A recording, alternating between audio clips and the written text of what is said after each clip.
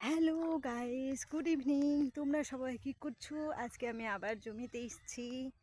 আর একটা তোমাদের কাছে কথা শেয়ার হচ্ছে, শোনো। আমার শরীরটা আছে কী হচ্ছে আমি নিজে বুঝতে পারছি না ঠিকই, কিন্তু প্রবলেমটা ঠিক এমন যে গলাটা কয়েক সেকেন্ডের মধ্যে মধ্যে শুকিয়ে আছে। তাই সাথে করে জলের বোতলও নিয়ে এসেছি, সাথে কিছুক্ষণের জন্য জলের খেয়ে নিতে পারি তাই।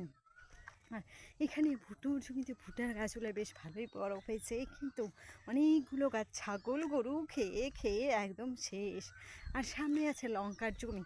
এই লঙ্কার জমিতে একটা জিনিস দেখছি যে আজকে সারাদিন নাকি জমিতে জল দিয়েছে, তাই দেখা যাচ্ছে জলগুলো বেশ সুন্দর করে আছে। আর আছে আমি এইভাবে চুল বাঁধা নিউ স্টাইল, কারণটা হচ্ছে যে চুলগুলো ভালো করে বাঁধতেও ইচ্ছা করে না, মানে শরীরটা ক্লান্ত, একটা আলাদাই ফিলিংস, যাকে বলে মানে বোরিং লাইফ নিয়ে বোরিং হয়ে গেছে আমি। তাই আর কোনো কিছু করতে ইচ্ছে করে না, চুল বাঁধতে ইচ্ছে করে না, ঘরের কাজ করতে ইচ্ছে করে না, মানে কোনোটাই আর ভালো লাগে না, যাকে বলে।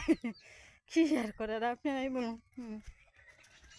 আর তোমাদের কাছে আমি নতুন কথা একটা বলছি, শোনো। কথাটা হচ্ছে যে এই যে ফেসবুকে দেখবে আমার থেকেও বড় বড় বাবার বয়সী লোকজন আমাকে দিদি বলছে, ভাবা যায় তাহলে বিষয়টা।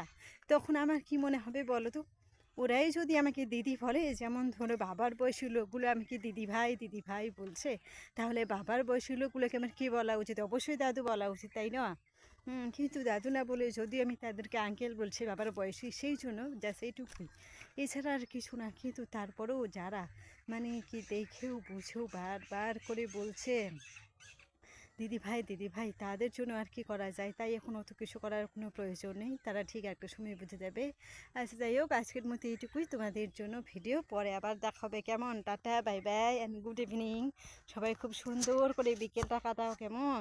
আর বিকেলে কিন্তু আমার অনেক কিছুই খেতে ইচ্ছে করে, যদিও এখানে কিছুই খাওয়া নেই আমাদের এখানে, সেজন্য কিছুই খাওয়া হয় না।